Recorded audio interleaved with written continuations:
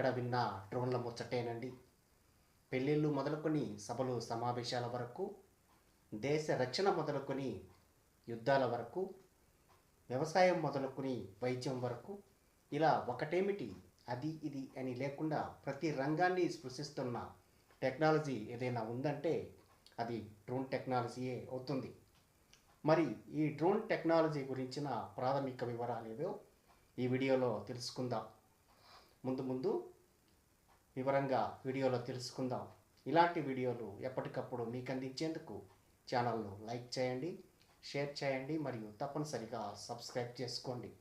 రండి వీడియోలో ముందు వివరాలు తెలుసుకుందాం. గతంలో అనేక నియంత్రణల కారణంగా డ్రోన్ వినియోగం చాలా పరిమితంగా ఉండేది.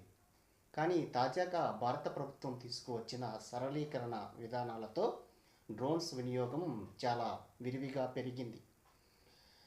ఈ యొక్క సరళీకరణ విధానాలతో పాటు ప్రొడక్షన్ లింక్డ్ ఇన్సెంటివ్ స్కీమ్ PLIతో డ్రోన్ల వినియోగానికి అనేక రకాల ఇన్సెంటివ్స్ ప్రభుత్వం ప్రకటించినందున డ్రోన్లకు గిరాకీ ఊపందుకుంది.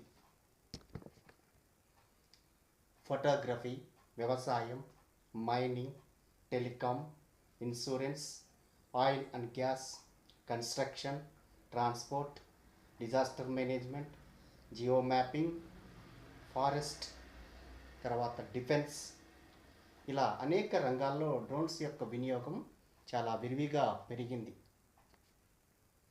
డ్రోన్లకు ఉండే రెక్కలు, వాటి యొక్క సామర్థ్యం మరియు సైజ్, వాటి రేంజ్, తర్వాత వాటికి వినియోగించే ఇంధనం, ఇలా కేటగిరైజ్ చేసే కొద్దీ అనేక రకాల డ్రోన్స్ వినియోగంలో ఉన్నాయి. వీటిలో ప్రధానమైనటువంటి డ్రోన్ రకాలను గురించి ఇప్పుడు ఈ వీడియోలో తెలుసుకుందాం. 1 సెంటీమీటర్ నుండి 50 సెంటీమీటర్ల పరిమాణంలో అతి చిన్న పరిమాణంలో ఉండే డ్రోన్స్ చూసినట్లయితే వీటిని నానో డ్రోన్స్గా వ్యవహరిస్తారు. ఇవి స్పై కెమెరా ఇలాంటి పరికరాల్లో ఎక్కువగా వినియోగిస్తారు. ఇవి కేవలం అరచేతిలో ఇమడగలిగినంత చిన్న పరిమాణంలో ఉంటూ ఎక్కడికైనా తీసుకెళ్ళగలిగే పోర్టబుల్ సామర్థ్యాన్ని కలిగి ఉంటాయి. ఇవి నానో డ్రోన్స్. మరొక రకం చూసినట్లయితే 50 సెంటీమీటర్ల నుండి 2 మీటర్ల మధ్యలో ఉండే మీడియం డ్రోన్స్. ఇవి సహజంగా ఫిక్స్డ్ రెక్కలను కలిగి ఉంటాయి.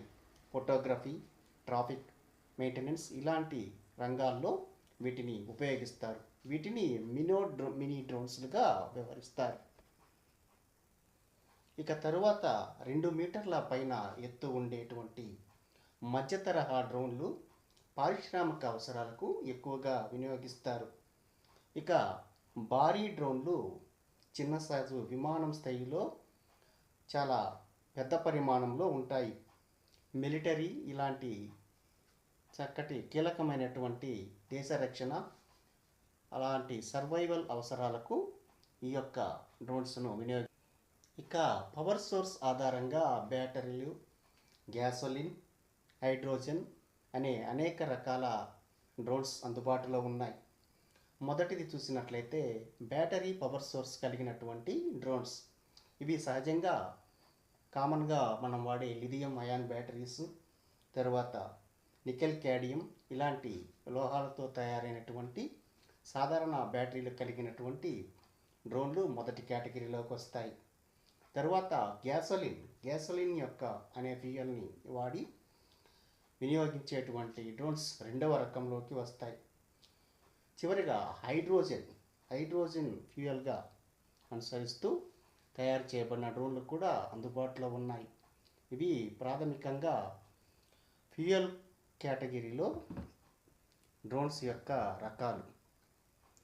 ఇది డ్రోన్స్కు సంబంధించిన ప్రాథమిక వీడియో.